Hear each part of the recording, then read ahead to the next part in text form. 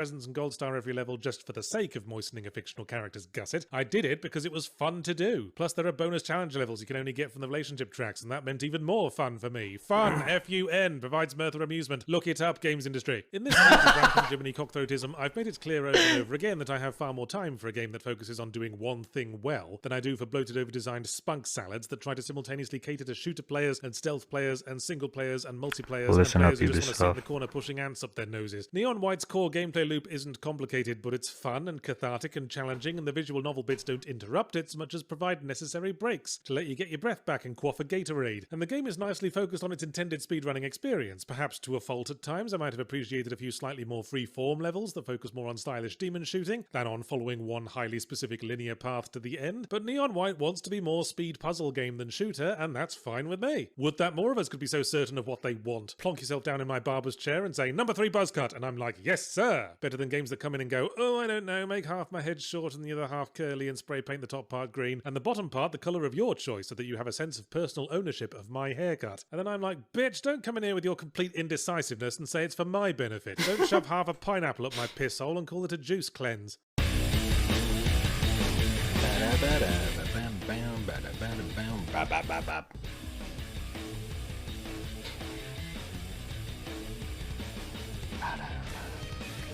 Yeah, I need to learn this music. Yahtzee fucking soundtrack. Yeah, you know, we already know Neon White is a good game, and Yahtzee definitely know what's a good game and what's not. You know, the difference between Neon White and Diablo Immortal, I guess. I don't fucking know. Alright, next one. Actually, last video. This week in video games. This is a 34 minutes, so sit tight, grab some snacks, and enjoy the ride. This video is brought to you by Manscaped. Join over 4 million men worldwide who trust Manscaped with their most precious assets. Get 20% off and free worldwide shipping with the offer code SKILLUP at manscaped.com. Gamers! My Rona isolation is now complete, meaning that I'm officially free to go outside and live life, and I can think of no better way to celebrate that freedom than to stay inside all day playing video games, which is exactly what I'm going to do. I mean, that Destiny Season Pass isn't going to complete itself, is it? Please don't dislike the video. A lot of news to get through this week, from a Nintendo Direct to Sony making PlayStation-themed monitors to more Cyberpunk drama. Damn, just when you thought we could all move on from that, it keeps finding ways to rope us back in.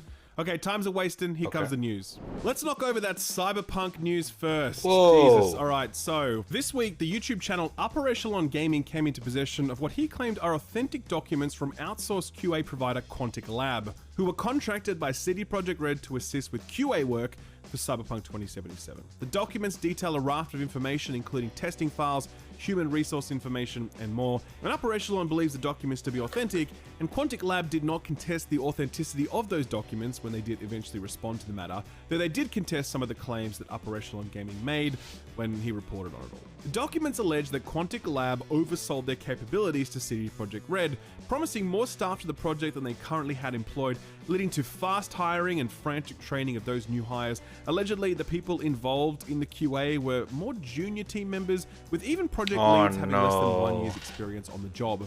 One of the more damning allegations is one of a bug quota, where staff were required to report at least 10 bugs a day, leading to lots of minor and inconsequential bugs being highlighted, reducing the focus on more important bugs and issues. In response to the matter, Quantic Lab did not contest this bug quota claim. This report has been taken up more broadly as a sort of explanation for why Cyberpunk had so many bugs, but I don't think that's an accurate reading.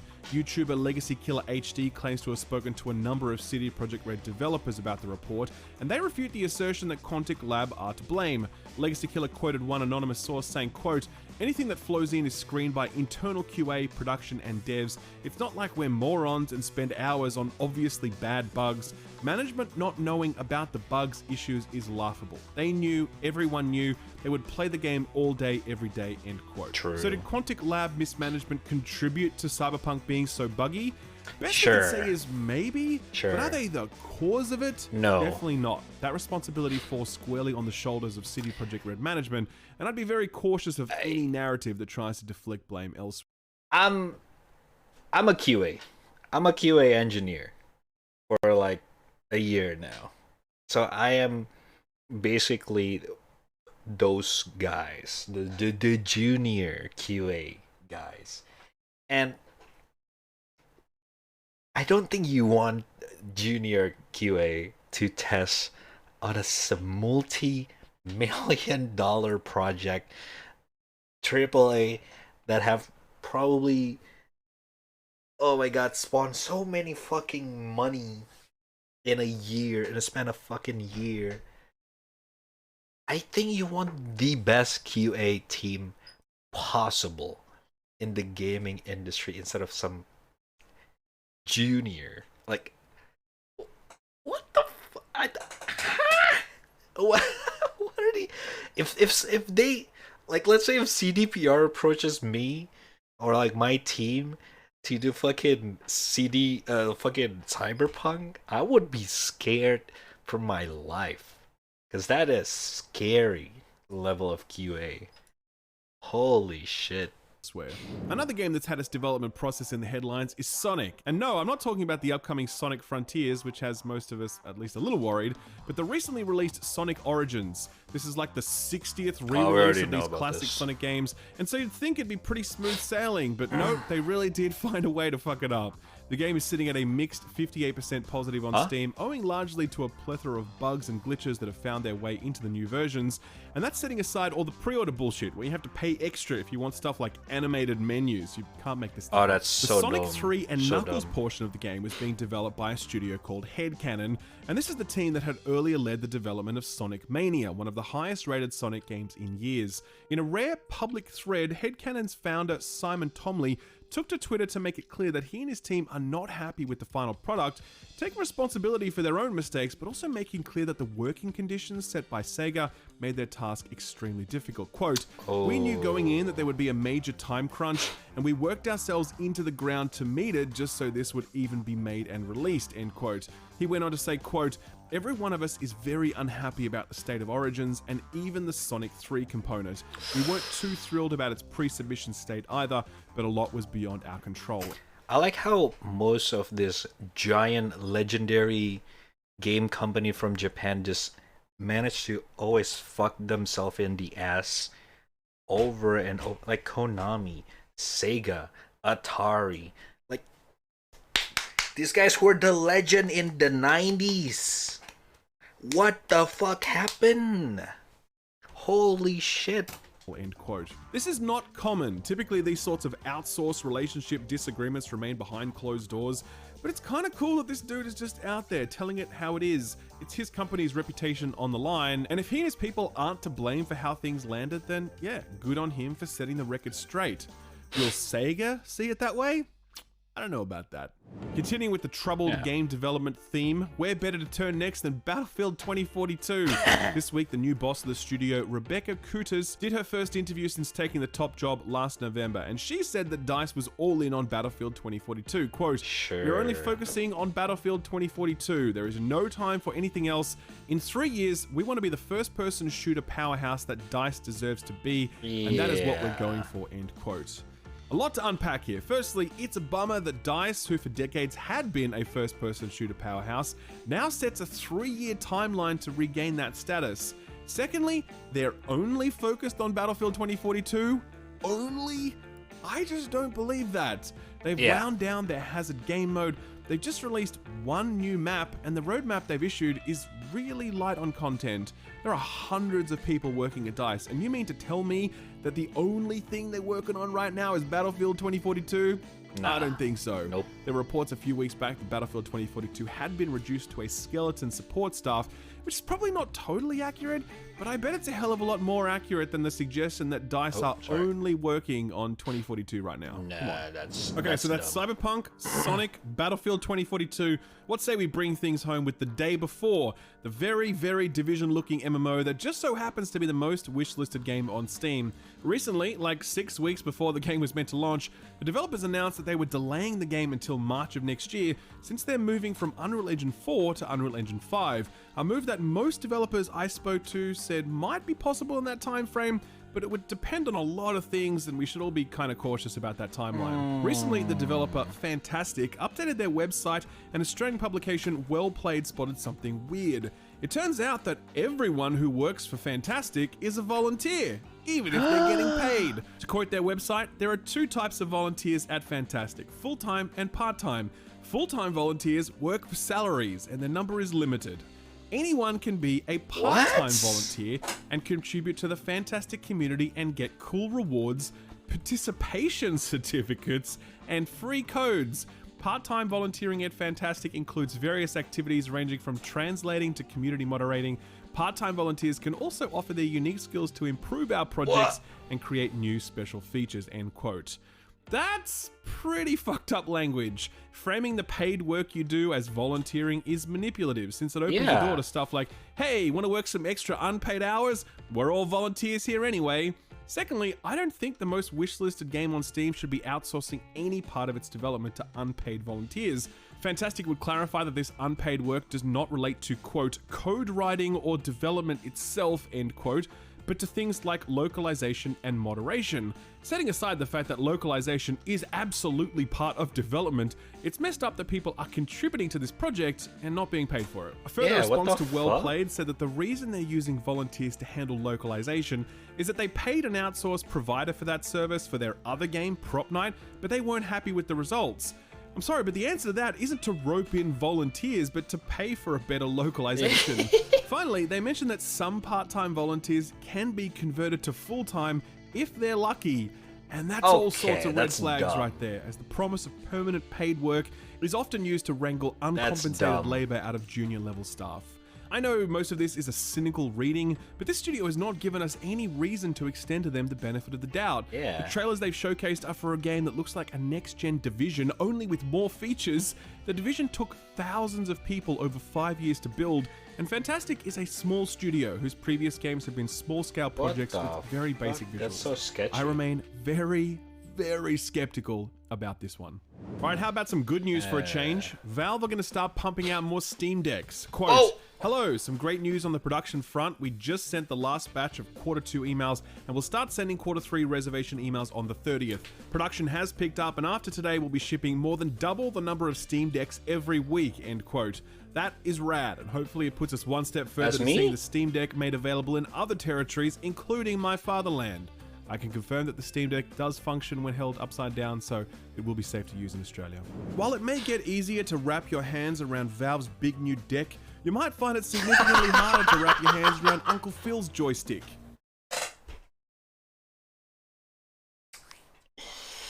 No, come on. Oh my god. You did not just did that. That's right, Xbox controllers are experiencing a crippling stock shortage at the moment. What did you think I meant? It's pretty much impossible to buy an Xbox controller anywhere in Europe right now, for example. And Microsoft acknowledged this issue this week to VGC, saying, quote, we know it may be hard finding Xbox wireless controllers right now due to supply disruptions. We're working as fast as possible with our manufacturing and retail partners to improve this. Please check with your local retailer for availability, end quote. Hey, here's something messed up. Soon Riot will be listening to your voice chat in Valorant. The company says it's to train some new AI bot thing that will eventually be able to verify violations of behavioral policies, okay? Personally, I don't love the idea of any company recording what I'm saying for any reason, but I know that lots of people support this sort of stuff because it helps reduce toxicity. I think reducing toxicity is an admirable goal. I support it. But I don't want Riot and its investors sitting on millions of hours of voice recorded data. There's no way that doesn't end badly. Speaking of... Okay, I don't want that. I hope you can opt out of that. What the fuck? Dude, I love Valorant, but I don't... Yeah, I don't believe in Riot and that kind of thing. No thanks. Sitting on millions... Bobby Kotick was just re-elected to the board of Activision Blizzard. Proving that irony is alive and well, Bobby Kotick was re-elected by a shareholder vote after a board-published report absolved the board of any wrongdoing. Nice. The irony is especially rich since Bobby Kotick is reported to have intervened to protect people credibly accused of sexual harassment, and he threatened to have his secretary killed. You know, just normal CEO banter. J. Allen Brack is still out on his ass despite not having half the rap sheet that Bobby's racked up. But when you're the boss and you have around you an army of yes men and profit-obsessed investors, it's pretty easy to get away with murder, or at least threatening murder, I guess. This news comes in the same week as some truly disastrous, heartbreaking Activision news. We were gonna get Tony Hawk 3 and 4 remakes, and now we're not anymore. The news comes from Mr. 900 himself, Tony Hawk, who during a recent stream confirmed that he had been approached about the remakes of the classic games, and they were going to be led by Vicarious Visions, who did an absolutely sterling job remaking Tony Hawk 1 and 2. That team, though, was merged into Blizzard, and since Activision didn't trust any other studio to hit the quality bar that Vicarious Visions hit, the whole project was scrapped. This is shitty news, and it's pretty astounding how consistently Activision can come up with new ways to disappoint us. Finally, while we're on the topic of Blizzard, it was confirmed this week that Overwatch 2 will replace Overwatch 1 when it launches in October. Overwatch 1 will no longer be playable, and the client will be updated to become Overwatch 2. Some people are a little bit upset by this as it's a blow to game preservation, but I do think that online competitive experiences are meant to evolve with time. I don't think anyone is bummed out that the 1.0 build for League of Legends isn't an officially supported client. But to be fair, I have actually seen some revival projects trying to bring stuff like that back. Point is, Overwatch 2 is going to be the only Overwatch game in town very soon.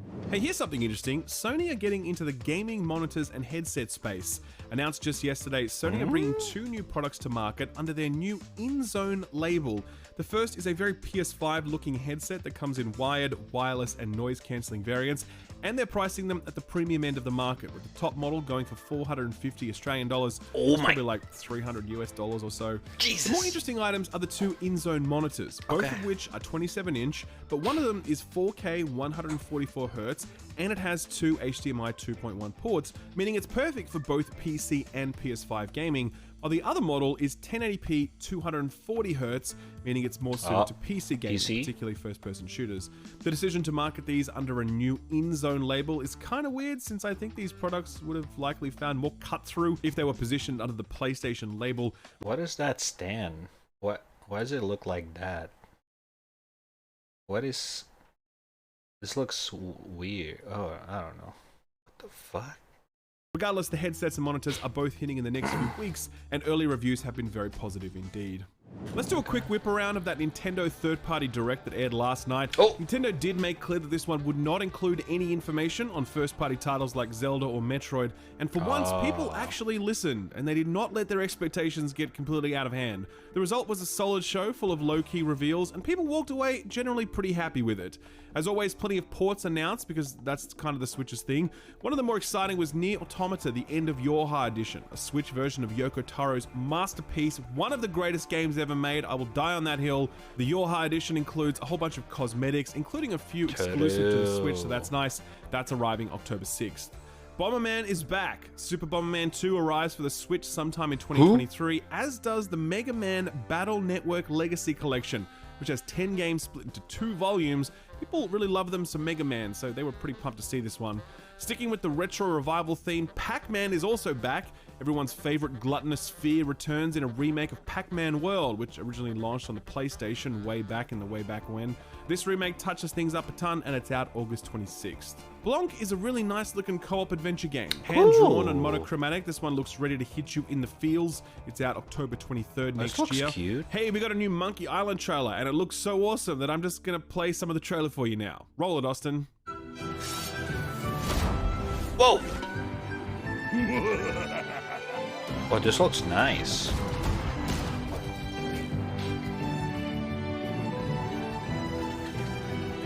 Fantastic, love everything about it, can't wait. No release date for this one yet, but we do know that it's headed to Switch first for consoles. I'm going to guess that the PC and Switch versions arrive at the same time based on that language. One of the best things that Ubisoft have put out in the last few years was Mario Rabbids, and they're making a sequel, and it looks awesome. And it just got a release date, October 20th. I don't care about this one. Very high on my list, and if you haven't yet played the original, then please go and do so. It's one of the best tactics games ever made, and no, I am not joking. Oh my god, we got some Sonic Frontiers footage that didn't totally suck. Take a look. Whoa! You can also enter a special zone called cyberspace. Take on challenges at supersonic speeds and grab keys to progress. Inarguably, this is a significant improvement over everything shown to this point, and the faint flickers of optimism begin to shine through. Perhaps this won't be a total dumpster fire after all, but I don't know, man. I'm still gonna wait until I get my hands on the finished product before I get remotely hyped. It's still slated for later this year, believe it or not, and yeah, we'll see. If Spiritea is Stardew Valley meets Spirited Away, then Disney's Dreamlight Valley is Stardew Valley meets, well, Disney.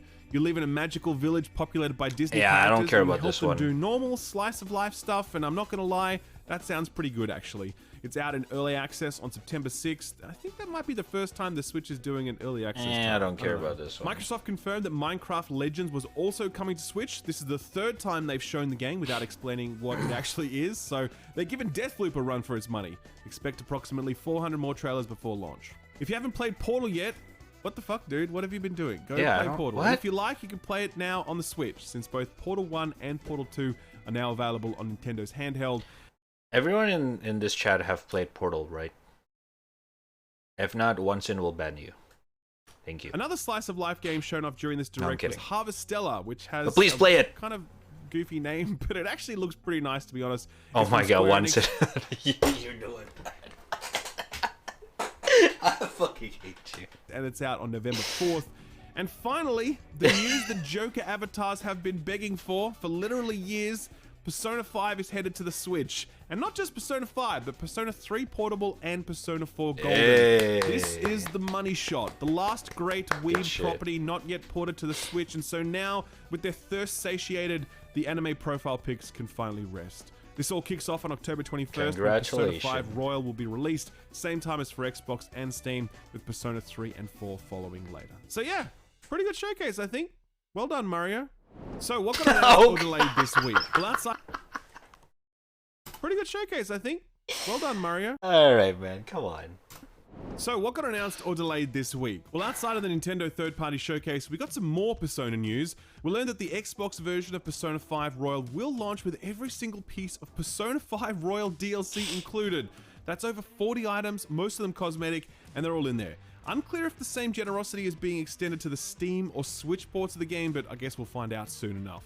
Into the Breach was a unique turn-based strategy game that made its way onto more than a few Game of the Year lists back when it released in 2018. This week, the developer Subset Games announced a free update that would hit on July 19th. It includes new squads and weapons, new pilots and pilot abilities, new bosses, and an all-new difficulty mode. Plus, it's getting a mobile port courtesy of Netflix. If you have a Netflix subscription, you'll be able to play Into the Breach on either iOS or Android from the 19th of July onwards. This is the first time I've noticed any game making its way to Netflix. Like, I know that there have been games on Netflix, but this is the first time I've noticed a game I actually care about. So I wonder if Netflix is sharpening up their curation and marketing. Surprise, World of Warcraft's next expansion, Dragonflight, is arriving this year. You'd think that everyone would be doing fist pumps and high fives like the end of a Top Gun movie, but everyone's kind of really bummed out and nervous and worried, like the beginning of a Top Gun movie. Reason being that this expansion is not yet in public beta testing, where previous expansions have been well into their testing windows if they were less than 6 months from release. The worry is that Blizzard are rushing this out the door, and given that they have comprehensively bungled most of their major releases over the last few years, I don't think that's an unwarranted concern. There's no specific release date for the expansion yet, it was just promised to arrive at some point. Oh, isn't this the one where they have like a new class? So the Dragonborn? Is likely, but or Dragonkin? Finally, what if I told you that the team behind Alien Isolation just unveiled a new first-person shooter this week? Would you believe me? Probably not, because I can't remember a time when a studio and a team with this sort of track record and reputation announced a game only for that announcement to get absolutely no traction whatsoever. The studio is Creative Assembly, best known for their Total War series, but within that studio is a team who created the incredible Alien Isolation. Wait, one of what? the greatest survival horror experiences. Alien Isolation is created by Creative Assembly?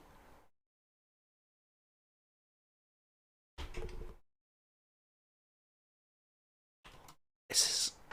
What? No way. What?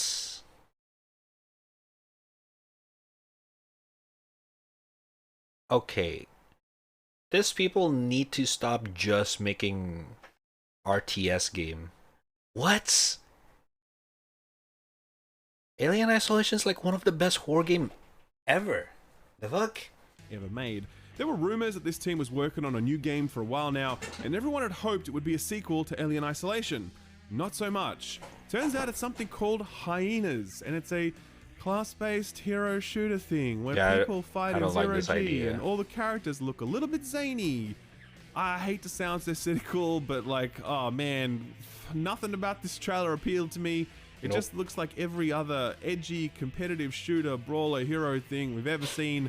And I'm also bummed out that this team is making it, because I really wanted an Alien Isolation 2. I think we all did. So yeah, I'm keeping an open mind, don't get me wrong, but at the same time, I'm really, really not feeling this one.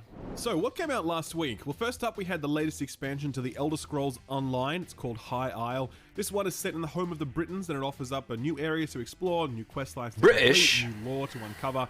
It's a little bit early to fully evaluate the worthiness of an MMO expansion, but initial reviews are generally positive. It's sitting at 68% mixed on Steam, which isn't great, but critics seem more impressed with it, as it's sitting at a strong 75 on OpenCritic. Fextra Life reviewed this one and scored it an 8 out of 10, saying, quote, "The expansion holds roughly 30 hours of content, not only providing a solid main quest line, but also plenty of side quests, volcanic vents, new enemies, and card collectible fun along the way. If you enjoy mystery, political intrigue, and diving into dark crypts, this one is for you," end quote. Fall Guys went free to play last week. No point Hey, I played this yesterday. We all know the deal, but the game did hit 20 million players Or for the first 20 time days. after that move to free to play. 2 That's days. pretty awesome, and a reminder of the enduring appeal of one of the biggest surprise hits of the last few years. Capcom released the Capcom Fighting Collection last week, a collection of 10 classic fighting games, 7 of which you've probably never heard of. I certainly hadn't. Critics and fans alike are very happy with this one. On Steam, it's sitting at a super impressive 93% very positive, while critics have it at a strong 78 on OpenCritic. IGN scored it an 8, saying, quote, "Capcom Fighting Collection contains some great classics and fun rarities in a fantastic package. Despite containing a few suspect omissions and lacking crossplay, this is a collection worth collecting," end quote. Finally, Nintendo dropped the latest chapter in the Fire Emblem saga this week, Fire Emblem Warriors 3 Hopes. This isn't the sprawling tactics-based experience that the mainline games deliver, Yuri but rather couple. a Musou game spin-off developed by Koei Temco. Think Dynasty Warriors, except with cooler anime haircuts. This is an offshoot series that's done well for itself in the past, and the latest entry continues in that tradition, sitting at a strong 80 on 80%, OpenCritic. not bad. Eurogamer loved this one, recommending it and saying, quote, "3 Hopes is genuinely impressive. It walks a fine line between freshness for existing fans and approachability for newer players, and personally, it's had me invested from the start. I'd love to see where Nintendo's Musou spin-off concept goes next," end quote. Polygon were less enthused, saying, quote, "It truly is fine, and all the proper elements are in place, but in many ways, it's also very expected and not particularly innovative. It makes me wonder, not for the first time, how much longer it's fine will be enough in the world of Musou titles," end quote. So that was last week. What about this week? A moderately stacked week of releases kicked off by Escape Academy, arriving on all platforms bar the Switch on the 28th. Now, this is essentially an escape room game that supports both local and online co-op. When I was in LA a few weeks back, this one was playable on the show floor, and everyone who got their hands on it absolutely loved it. Great vibes all around, and yeah, it's rare to find local co-op games, so it's always nice when a new one comes along. MX vs ATV Legends hits Xbox and PlayStation consoles on the 28th. The greatest grudge match since Truckosaurus v, I don't know, Optimus Prime? I know nothing about this game other than it features vehicles of both the 2-wheeled and 4-wheeled variants. So yeah, that's all I got for ya. I do know a little bit more about Cuphead's upcoming DLC, The Delicious Last Course, which arrives on all platforms on the 30th. The game that made that one journalist famous for all the wrong reasons, Cuphead is back with a brutally difficult but always charming final serve of content. This one features a new playable character, Miss Chalice, who has her own unique moveset that can be used to play through the entire game, not just the DLC. There's new locations to explore, new enemies to jump over and on, new bosses to fight, and some awesome new music to bop along to. The title implies that this will be the last DLC we'll see for Cuphead, so it'll be interesting to see where developer Studio MDHR go next. Two major expansions releasing this week. The first is Outriders World Slayer, releasing for PC, Xbox, and PlayStation on the 30th. No one I cares. reviewed this one actually, and it's complicated. it's a little reductive to be like, it's more Outriders, but it totally is. It's a campaign that you can get through in a few hours, it's a storyline that's not great, and it's an endgame activity that starts to feel pretty repetitive pretty fast. The crown jewel of Worldslayer is a massive expansion to the gear and buildcraft portions of the game. You can now make even stronger characters with even crazier builds, but you're still doing exactly the same stuff you were doing in the base game. So unless you were already on board the Outriders hype train, and you were totally down for just more of that, and I don't think this expansion is going to be the one that entices you. Potential or lapsed players will probably find themselves wanting a little more innovation. Does anyone even still play this game? For this one is a little steep. Just ask it. This will eventually come down in price, and I'm guessing it'll one day hit Game Pass. That might be a good time to check it out when that happens. Yeah. If you want more detail on Worldslayer, I'll leave a link to my review below. The second big expansion to hit this week is Monster Hunter Rise's Sunbreak expansion, which has a simultaneous release for both Switch and PC on the 30th. The first and likely only expansion to the Switch and PC exclusive, Sunbreak adds dozens of new and returning monsters to the mix, huntable in a new location and with the assistance of an improved wire bug, granting additional moves to every one of the game's 14 weapons. While Rise wasn't my favorite Monster Hunter entry, there's really no such thing as a bad Monster Hunter game, as the consistent excellence that Capcom serves up makes it a very, very safe place to park both your money and your time. Reviews for this one should be up by the time this video goes live, so we'll check back on those next week. And finally, there's a new F1 game coming out, F1 22. It allows you to go around and around in circles faster than ever before. I'm joking, but only because I don't know shit about F1.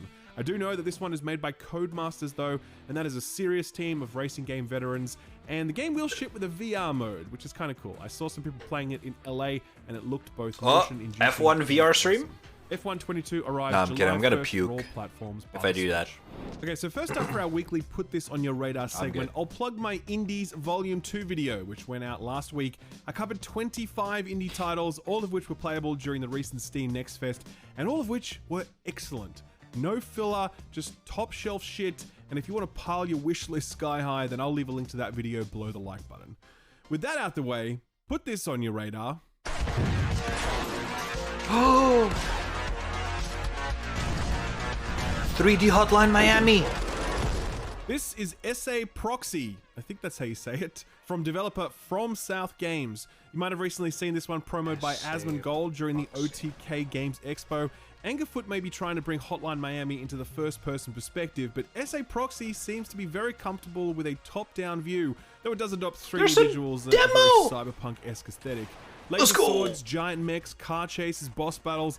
This isn't just a twitchy arcade shooter for points, but a story-driven action game involving 3 playable characters, each of whom have their own unique abilities to add to the chaos. I love the look of this, the diversity of setting, the stylish cuts to close-ups during executions, the high-stakes breach and clear gameplay. The whole package just looks pretty rad, and I'll be booting it up when it hits on July 10th. If you're interested, I'll leave a link to the Steam page below.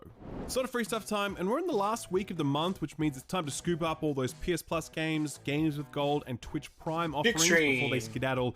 There's actually a lot to shout out this week, so let's get started with Epic, who are giving away Game of Thrones, the board game, okay, I guess, as well as Car Mechanic Simulator 2018. My eyes generally glaze over whenever I hear any game title that ends in the word simulator, except for Goat Simulator, of course. But hey, if you're into cars, then hopefully this one does something for you. Grab these quick because on July 1st, the lineup will tick over, replaced by 2 new offerings. The first is GeneForge 1 Mutagen, which appears to be some sort of monster breeding fantasy game where you breed an army of little dinosaur-looking things and then use them to conquer the world. The other title is Iratus Lord of the Dead, which is a turn-based tactical roguelike released back in 2020. Cool art style, 78% mostly positive on Steam, not too much else to say about that one. Game Pass is having a more quiet month than usual, but still some good stuff to shout out here. The Shadowrun trilogy is on there. I totally forgot last week. This was already announced as a Game Pass title, so yeah, there it is. Naraka Blade Point is that martial arts battle royale game. Far Cry 5 is Far Cry 5. I actually really like this one because I think the creepypasta thing works super well. Some serious Jared Leto energy here. Anyway, for console and PC, you can now get FIFA 2022 through EA Play. What? With Game Pass. And for PC, you can get Creative Assembly's Total War 3 Kingdoms, a series that isn't as popular as its other history and fantasy-based offerings, but it's apparently no less good. Twitch Prime is getting ready to celebrate Prime Day, which happens on July 12th.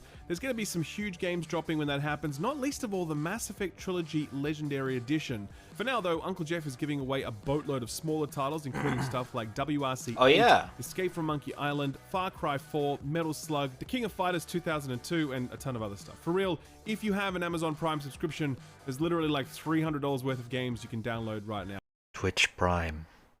You can get all this for free using Twitch Prime. You can subscribe for free with Twitch Prime. Okay, thank you. So that's pretty good. The PS Plus lineup isn't officially confirmed, but it has leaked through an extremely reliable source. And so this coming month, you can expect the excellent Crash Bandicoot 4, It's About Time, the Love It or Hate It Dark Pictures and Man of Medan. And for PS5, the newly releasing Arcadegeddon, which is a co-op PvE game with some PvP minigames thrown in for fun. I'm not sure what to make of this yet, as it seems to combine a variety of different game modes into a single package, but yeah, it hits on the 8th of July, so we'll all find out then. Finally, and very briefly, Don't Nod's Tell Me Why is free on Xbox and Steam until the end of June to celebrate Pride Month. It's all chapters, 100% free, so grab them fast. Oh, damn, okay. Our feel-good story for the week falls into one of my favorite feel-good categories. People on the internet making shit that should be pretty much impossible.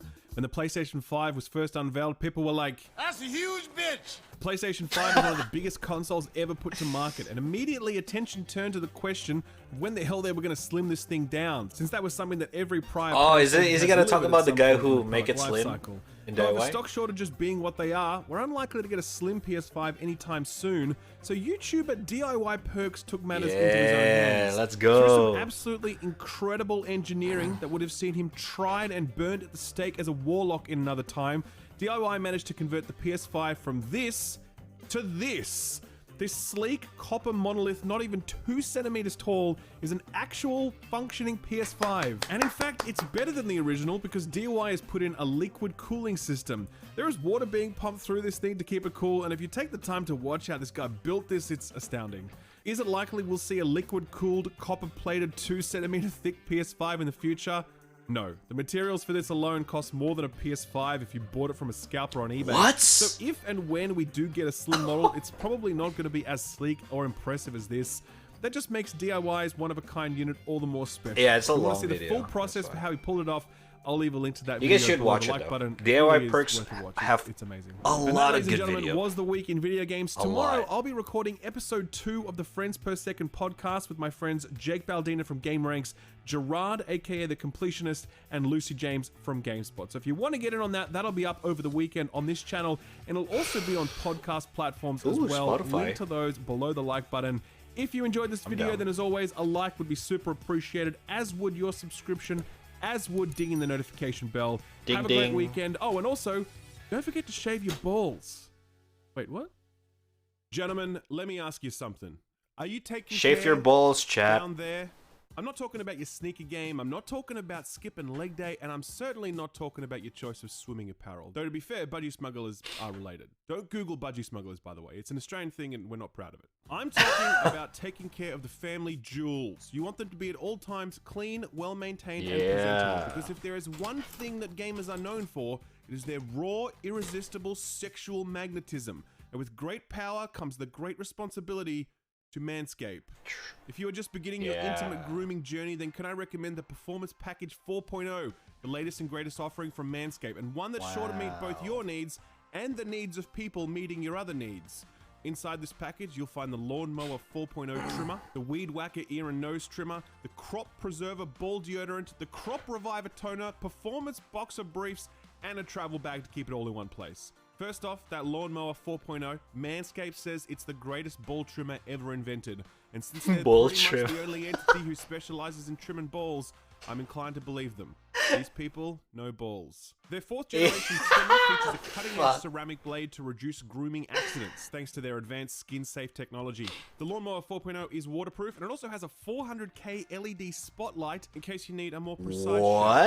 Ever wanted to spotlight your junk? Well, now you can. Please use responsibly. You thought that was good, but how about taking your grooming game to the next level? The Performance Pack 4.0 also includes the Weed Whacker nose and ear hair trimmer. The Weed Whacker is also waterproof and provides proprietary skin-safe technology, which helps reduce nicks, snags, and tugs in those delicate nose holes. Their Crop Preserver Ball Deodorant and Crop Reviver Ball Toner will change the way you approach your hygiene routine. Manscaped say, quote, "Your balls will thank you," end quote. I don't know about you, but my balls have never thanked me for anything, and so I really hope these products deliver because I am sick and tired of my ungrateful balls. Manscaped even threw in 2 free gifts in the performance pack, the Manscaped boxers and the Shed travel bag. You can wear that t-shirt around so people will know. They'll nudge their friends and point at you and they'll be like, "Hey, see that guy over there?" And the other person will say, "Yeah." And the other person will say, "He shaves his balls." And then the other person will say, "Nice."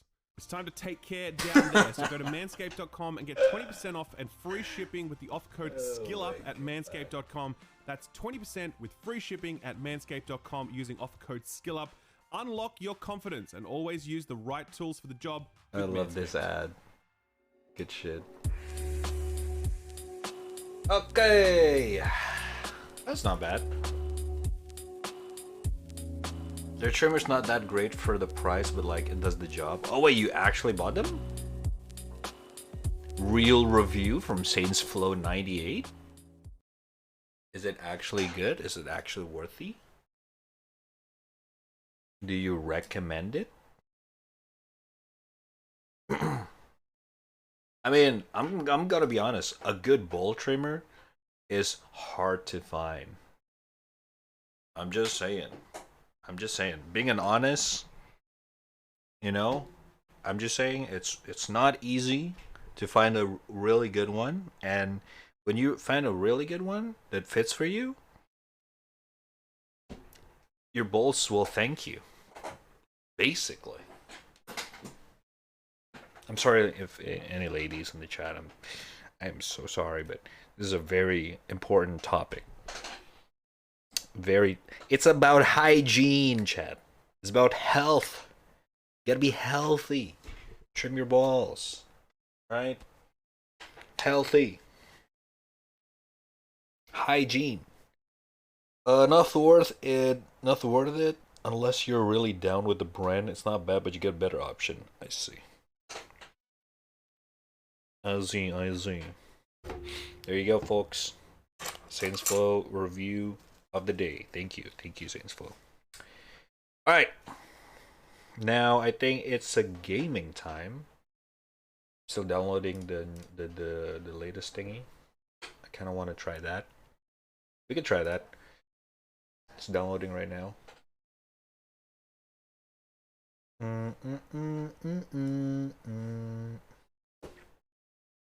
Essay proxy.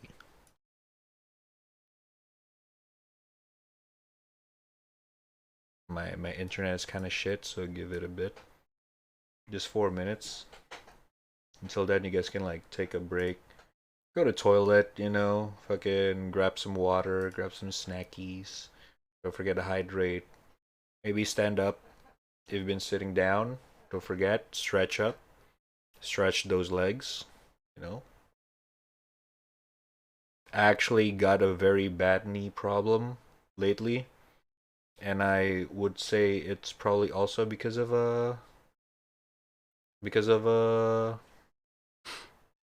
extensive sitting down time, because you know I work on my computer, I also stream, I also hang out on my computer. I don't know. We gotta stand up and, you know, I'm gonna shift my phone real quick. Okay, jeez.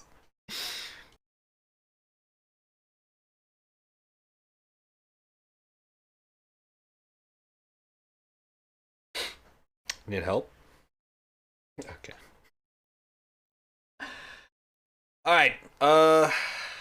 We only have this game though. We also do have the other game, but it's a horror game, and I'm definitely not gonna play this right now. It is after midnight. I don't want to get screamed at this hour, so we're probably just gonna try this and see what's up.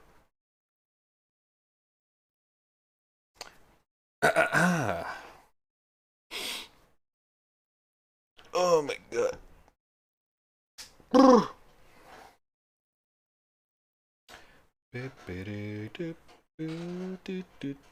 Stray soon. I can't wait. Soon.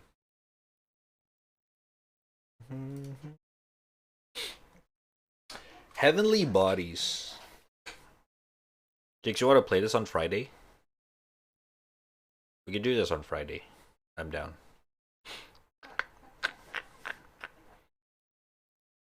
I actually really want to try this. Just want to make sure to have a proper time for it. You know? It's a co-op game. Horror game. I mean, it is Phobia is a horror game, right? Is it not? Okay, if SA Proxy is short enough, we'll try Phobia after. Sure. But it does feels like a horror game. Or looks like a horror game, so yeah. I'm just saying, I don't know. I'ma blame you if I scream in the middle of the stream. Okay.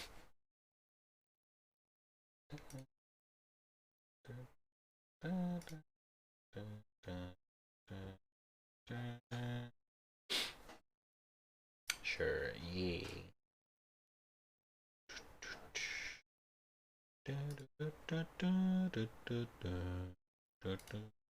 Let me just... Oh, hey! Fuck.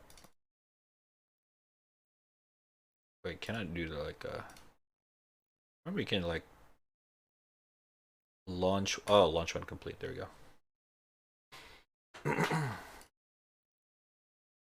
Oh my god, we're still in art this whole time. I'm so sorry. Esse proxy.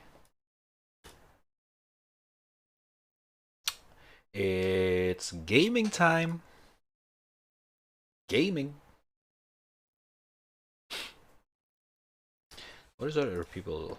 How many people are playing right now? Oh my god. Okay, XQC still live. Asmin. Wait, Tarkov? Was there so many people play? Oh, it's wipe day before the update. I'm not gonna play the update. I'm not gonna play the wipe day. I'm gonna wait for the update and I will play the arena mode. That's about it. I think I'm gonna skip the wipe day for the today, yes, or for this season, since I didn't play a game at all. Once I upgrade my GPU, I promise I will come back to Tarkov a lot more often, because it's the only reason I haven't played the game again. I really want to come back to that game. I really do. I really do. The only reason I mess up my fucking FPS. Alright, this is... full screen, disabled equals windowed. Oh. Why? What the fuck? This is so confusing. Okay, let's make this high. 2. Okay, save and exit.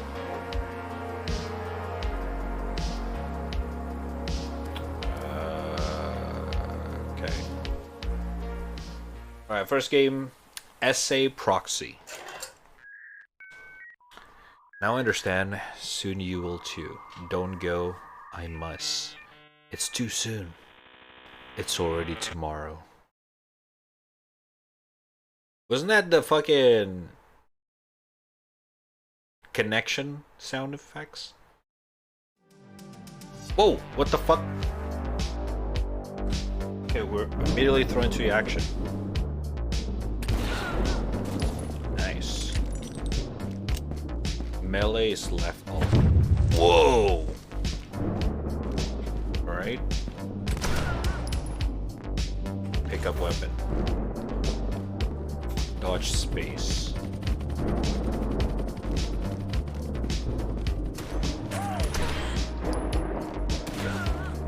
Easy.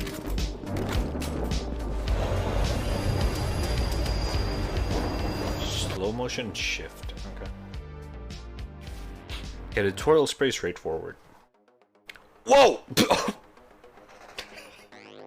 Okay. Oh my god, that gave me a small heart attack. Jesus fucking Christ, devs. Fucking hell.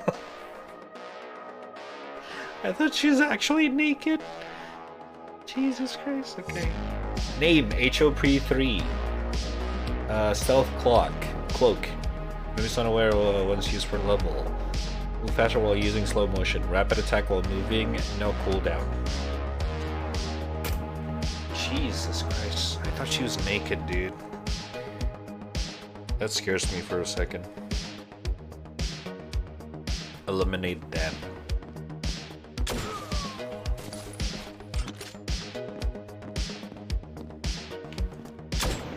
Alright, fuck you.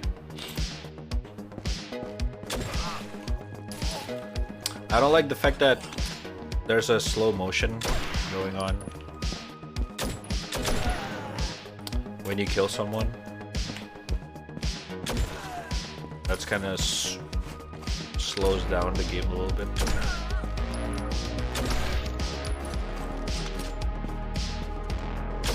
Hey, fitta!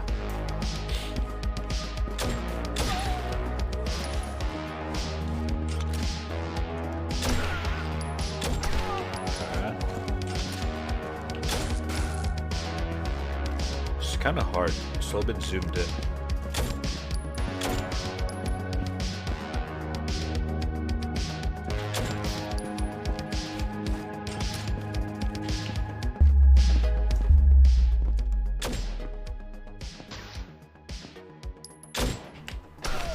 Oh my god.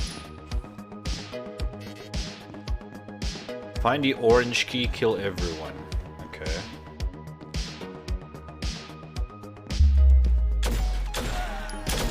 God!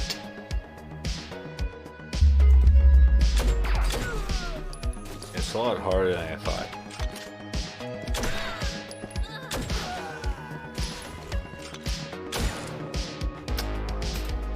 Alright. The laptop. Alright, I shot the laptop instead of him.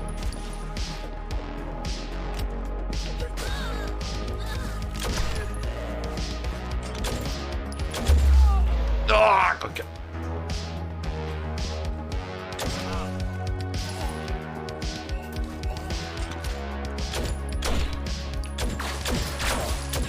Oh my god.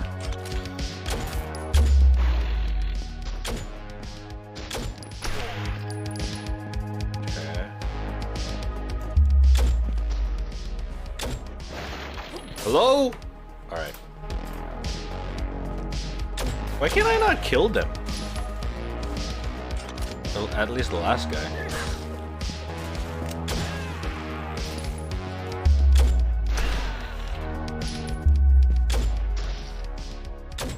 Alright, I'm done. What? Hello? Game? Hello?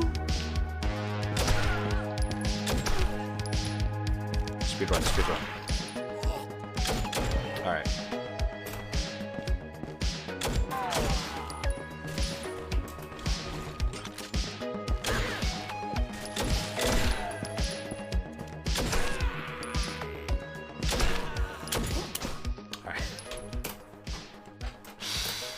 Oh my god. The shooting for some reason is a lot harder than Hotline Miami. I have no idea why. So this could be a plate on mobile? I can see why you would say that.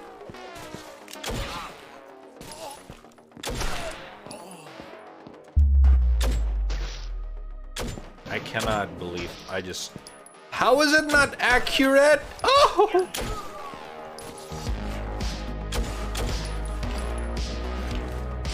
I don't get it. Hold up. Someone pooping here. I got a gun.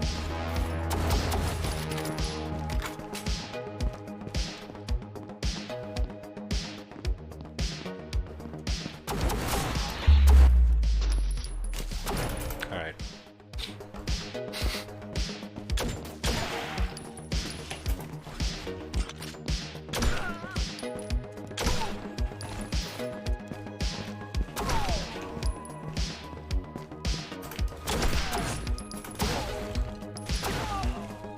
Okay. Rifle really helps.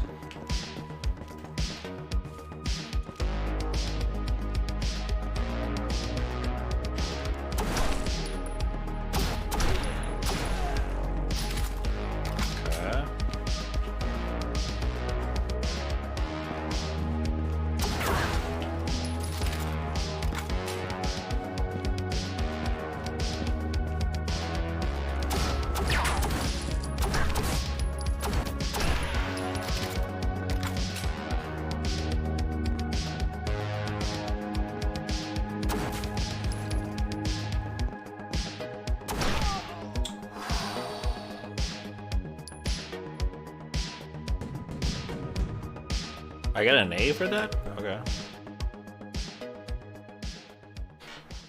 Yeah, it's a little bit... I'm gonna be honest, it feels rough, a little bit rough around the edges. It's not as smooth as Hotline Miami stuff. It's not as smooth as I hope it would be. Interact with Vulcan. Words are needed when two individuals share so much history. Vulcan knew what a Faceless was looking for, but he wasn't going to find it. They were not trained to give answers.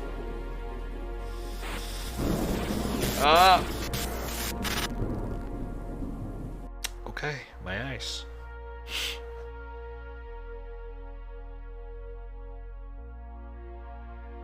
Not sure what that was for. Subject info. Name Idris. Special Q Deadeye. Oh, I didn't use this special last time. Must trigger to select enemies to execute after a brief delay by clicking them once used per level. Can use slow motion for a longer time. A forward slashing attack has cooldown.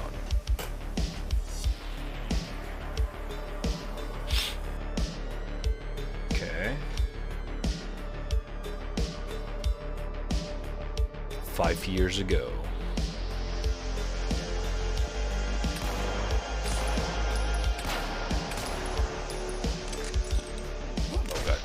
I just killed a civilian. Insta karma. Hold up. Music's so loud.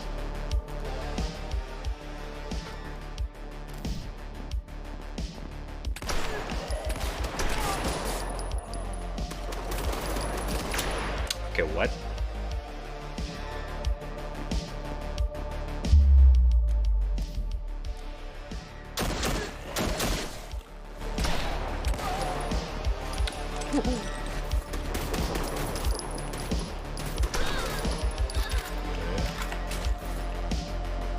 Profit.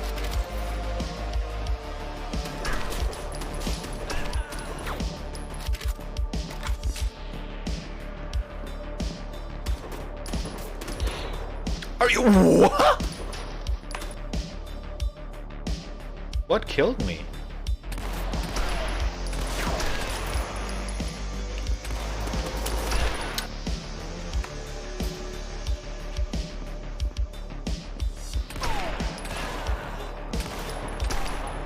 Alright, sometimes I get killed by an enemies from an off screen. This game have that issue. The enemy can see you when you cannot see them yet. That shouldn't be an issue in this kind of game. Yeah. They should only be able to detect you when you can also see them, I feel like.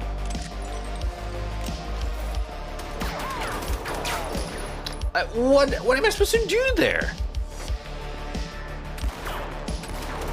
Like, what? Do I just aim on the yellow?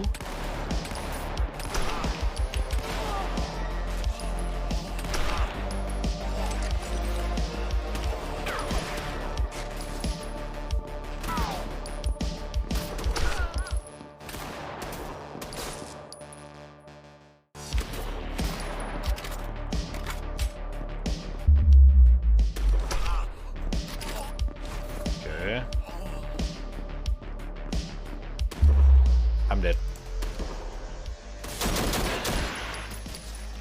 Wow, I'm alive. Oh, it's a shotgun!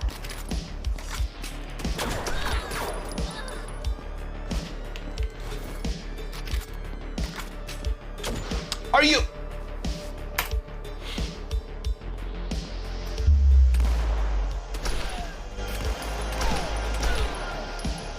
Yeah, this...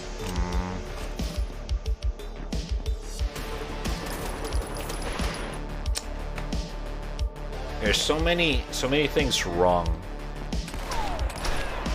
in terms of like gameplay wise for this game.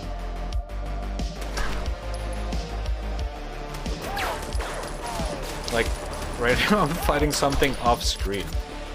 What am I supposed to do here? Like what?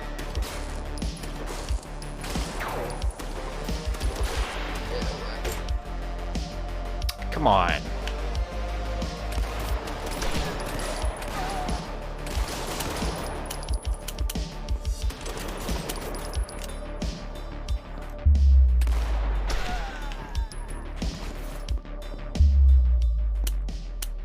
Oh.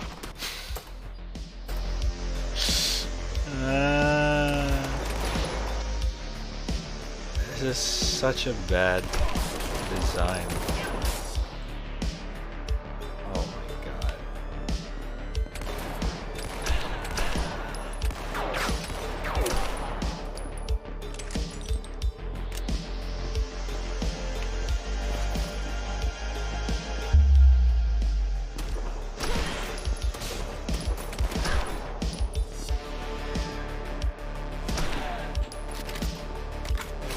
Okay.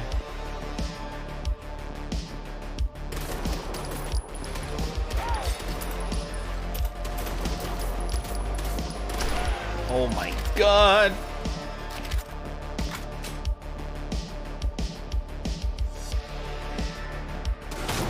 Alright, bro! Okay, this is frustrating. I gotta be honest, this game's a little bit frustrating.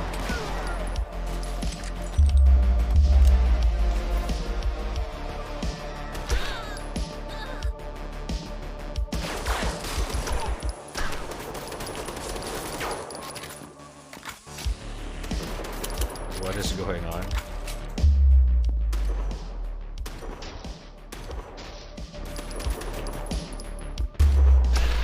Hey, she butter. Why is it so hard? Oh my god.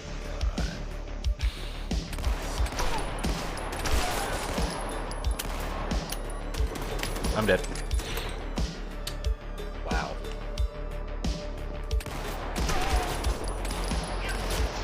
I want to give up. Why is it so hard? Aish.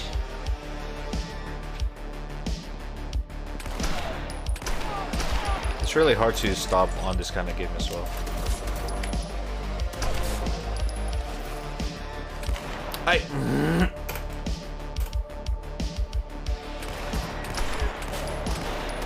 Oh my god, I'm actually pissed off.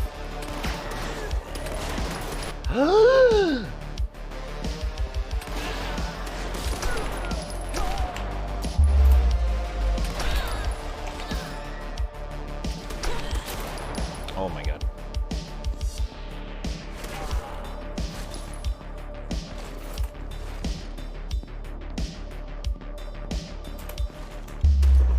Okay. Alright, I'm done. Next game. Next game. Okay, that was the design of the game is so frustrating. I cannot. I'm sorry. I'm I'm actually gonna try the horror game. I think we would save both of our time, chat. Or rather to just like give this game a try instead. Alright, next game is called a game known as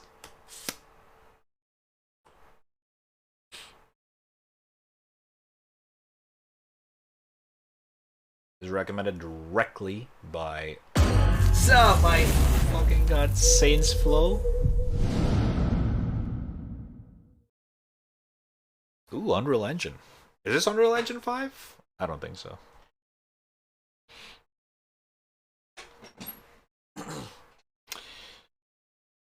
The game is called... I really hope there's no jump scares or anything. I don't want to scream at this hour. Phobia Saint Divna Hotel.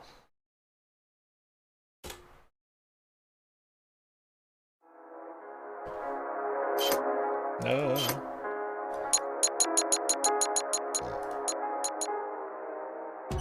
Okay.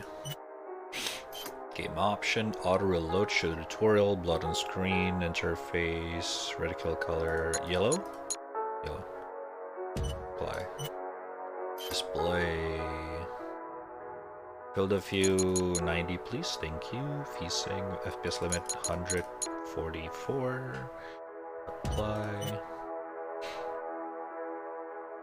I think we're good. Alright, let's give it a go. Aim assistance, no. Ammo, no. Subjective. Okay. Yeah, I need set tutorials. No assist. Heard my name, should I be concerned? Yes. My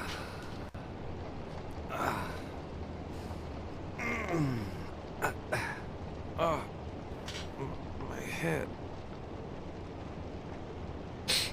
What just happened? Oh shit, blood.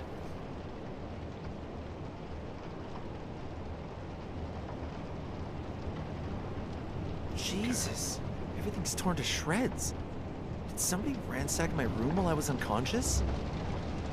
Ooh. Ooh. A Resident Evil inventory system. Hello? Oh! Who's there? Shit.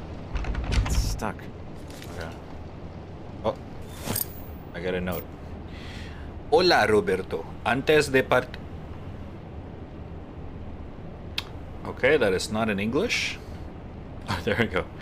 Roberto, before you leave, I left some items here that might help you. Inside the envelope, you'll find a pocket watch. Whenever you find a wall clock, use the pocket watch to synchronize the times.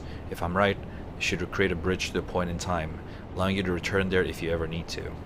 Also, I found a special camera lens in my travels that should allow you to connect different realities to different points in time. You can use it to see things no one else can. I hope we finally get to see each other again soon. Love, E. E? Okay. You can knock it off with the practical jokes now. Practical jokes. Oh wait. Mysterious objects found a hotel. 4, 3, 2, 4. 3, 2, 4. No way that was it. E.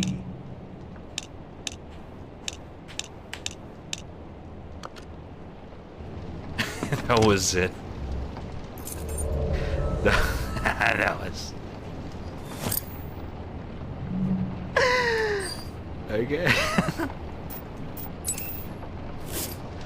That was it.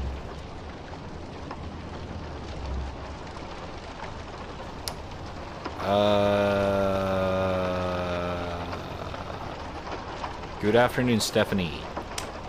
How are you? My name is Roberto. We spoke through that RSI forum, as I explained there before. I am a recently graduated journalist. And Alright, one second. Hold up, let me...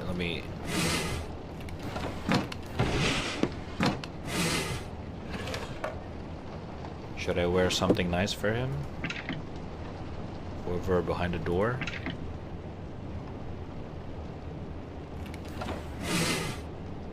Okay, I guess don't have to. Okay, can I use it? It's midnight. It didn't take me anywhere. Setembro.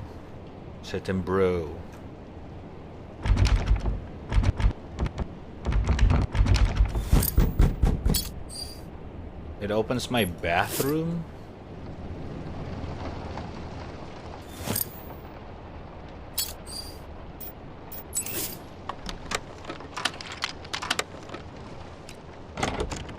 Okay. Ew. Oh, gross. Hey, turn it off, man. Water. Wasting water. What the fuck? Adhesive. Camera lens. Okay.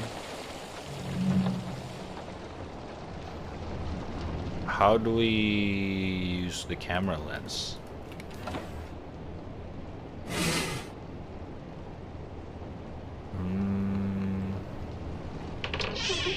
Oh.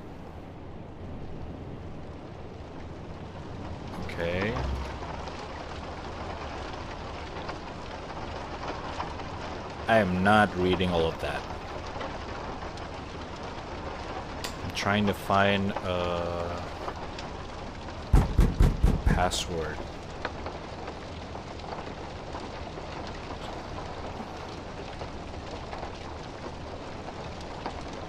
This is a lot of words. I'm not reading all of that.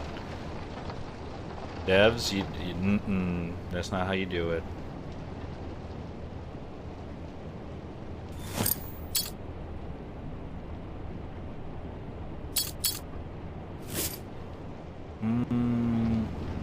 So now what do we do? Hold up, can I increase the FOV more? I'm getting a little slight nausea. Oh, 90's top? Why am I getting nauseous? What the fuck?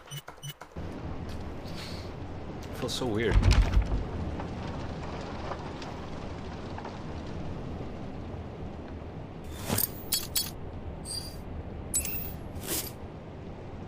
How am I supposed to progress?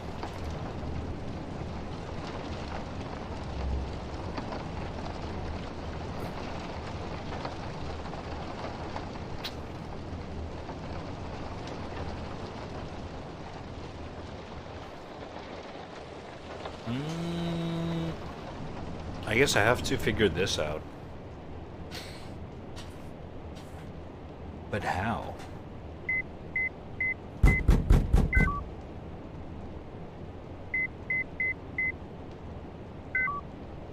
it's a 5-digit. Hey, shut the fuck up, man!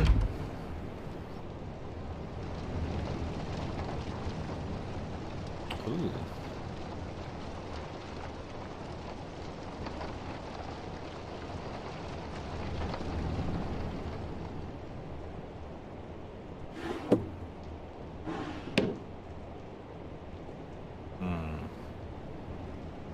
This room looks pretty cozy actually, besides the bathroom. I like, yeah, this is very well dimmed. That is a very weird ceiling fan. The fuck? But other than that, yeah, the bed is pretty nice. Very nice rain outside. Oh yeah, this is actually very nice. You're not wrong. I would chill here. I cannot go outside though. It's a little bit nervous. Oh,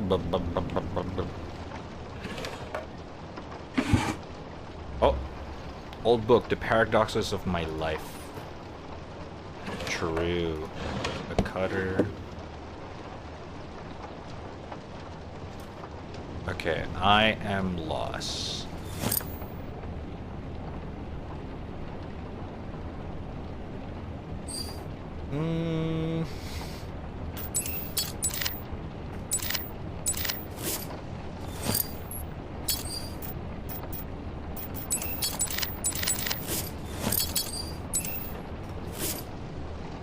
Maybe the plot is the landlord is taking it away.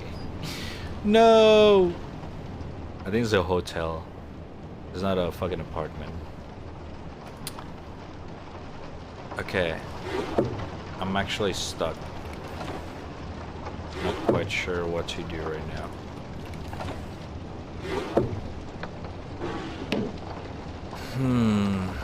Do I really have to read all of these?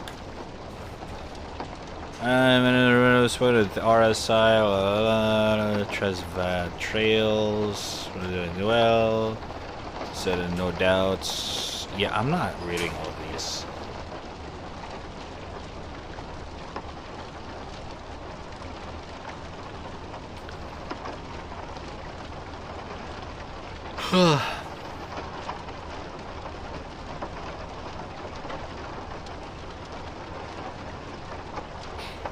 It's perfect. The rates are pretty good. I also have a strong contact there. My dad overslept quite a bit after staying up so late. I went to head on email blah. Friend is at the hotel. Said I can check in any time. Instead of starting I'll let you know. Thank you so much for this opportunity. Checking a room 610. Got dressed for a bit. So if I try reaching you out for RSI format by phone, you're still on board with the investigation I was booking. The hotel has said that you sometimes go days without communication before because of your work, but it's been a few days now. I haven't much longer before I flight out. Get back, seriously, great. Actually, exactly what happened for you. Well, you stopped responding, but I figured I should let you know that investigating my own didn't really do much good. So I found some new information, start following your lips and went back to square one. The war event. The event is a story involving the gas mask girl, seemed to be completely unrelated. It would have been very nice to have some help. But here we are, the whole trip has been a huge waste of time. Taking my bags and heading back tomorrow morning. You have to find someone else to help me in sort of treasury house. Ah, Stephanie's dead. Oh no. Okay. Stephanie Freitas.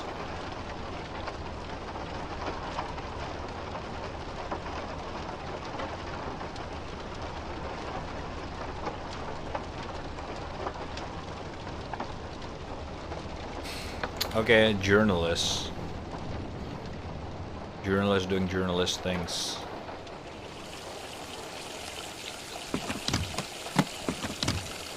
What the fuck?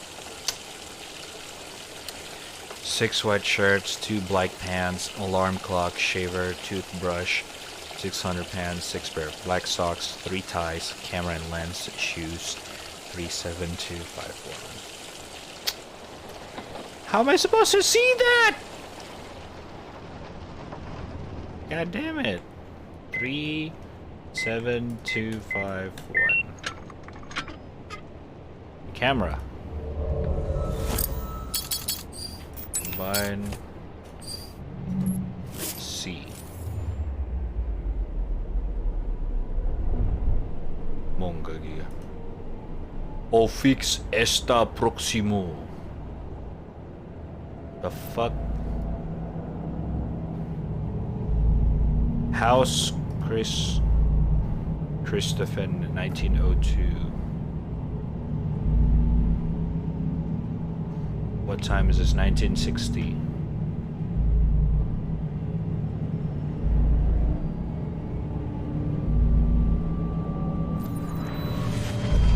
Ah, okay, alright. Okay, can I use it for too long? Fuck. Ah. Okay, Jesus Christ. What is going on? Okay. Oh my god. Oh, what is that? No. Again? Ah!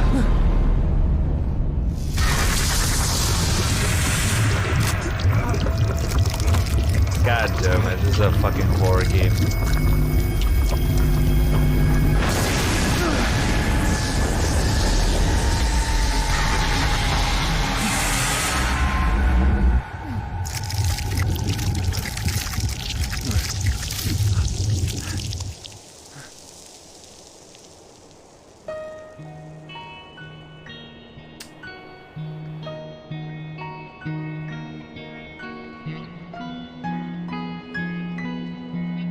What just...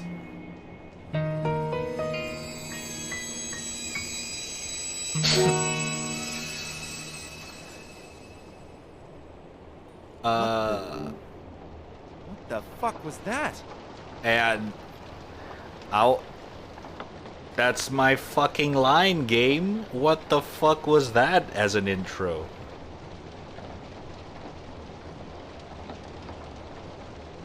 Huh?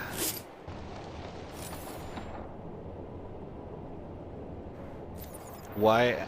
What? Okay, first of all, I'm gonna have to lower down the volume. Is this a cat? Talking about me? Yes. Meow. What's up, by the way? Virtual tuberculosis. Ooh, nice name. It is important to know how to use a bandage properly. I suggest that everyone always have some gauze and adhesive plaster nearby so you can combine them. This helps a lot if you need simple bandages, and if you can find some alcohol added to the simple bandages to increase their effectiveness. For now, that is all we can do until help arrives. Dr. Roger Leitao. Alright. Tutorial. Ooh.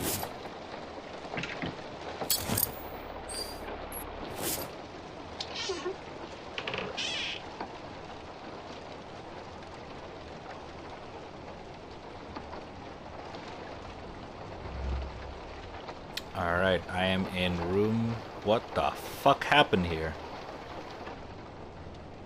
I'm in room 610. Hold up, sensitivity is so high, by the way.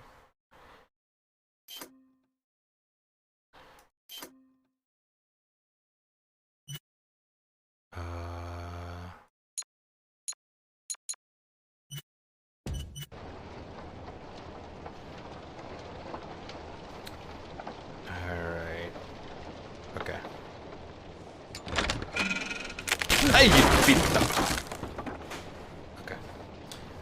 Cyan and white like SS Lazio football team? Ooh, is it?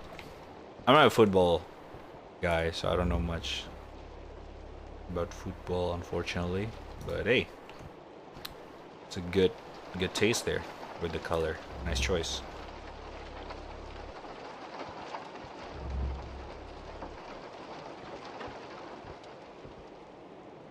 A camera conecta Osmandos. Oh. Ah, it's one of those games. It's like Medium. Whoa, this camera is... How is this possible? You guys remember that horror game from Bloober Team, Medium? Something like this.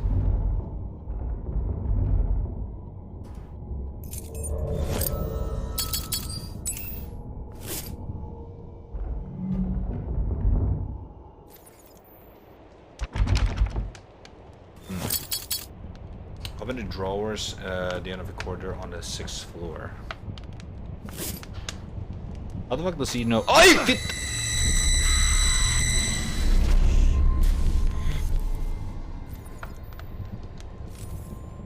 Alright, I died.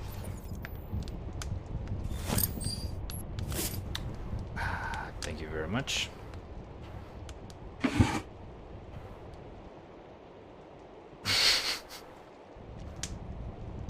Wait. 6th floor. Oh, it's that?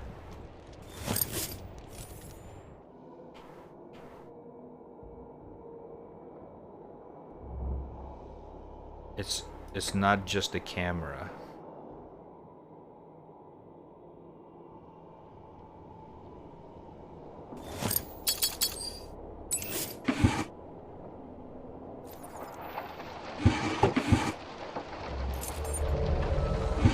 Use a key from a door to go into... Oh, fuck off. To go into another... To unlock a wardrobe to get another key. I don't know about that game. That's some lame ass shit, bruh. Gotta be honest.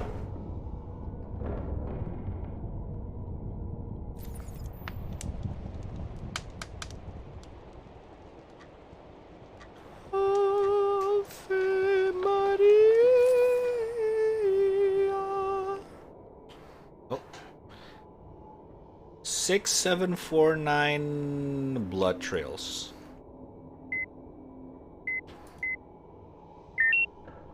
Oh, never mind. Okay. Simple bandages. Ooh. Nice. The hell is that? All right.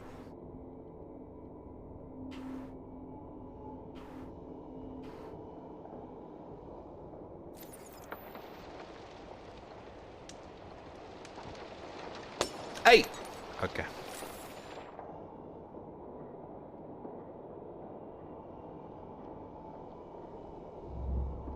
God, it's a severed arm. What's going on here? It's an actual limb. 606.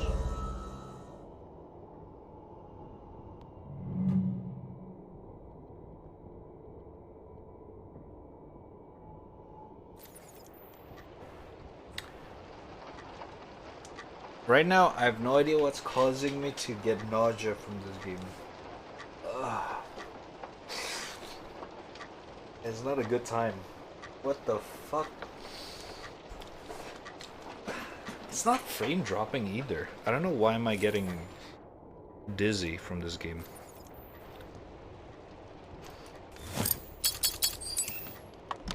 It's kind of weird. Ugh.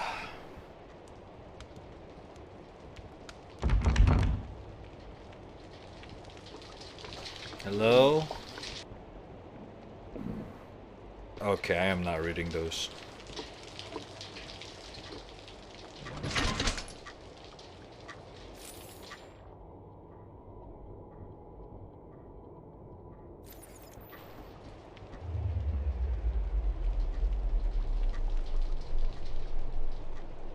What?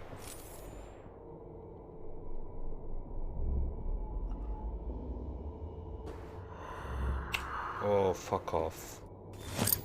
Hi, hello, hi! Okay, I already don't like this.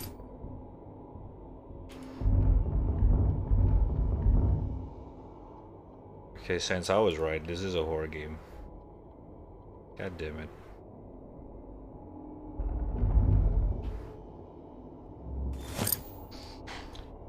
Fallout 4 has a resolution bug at launch. The game is a huge headache. Didn't I have that too? Resolution bug? What do you mean though? This does not... Why did I heal? You think that I'm not playing the right resolution? I am though? Yeah, I am.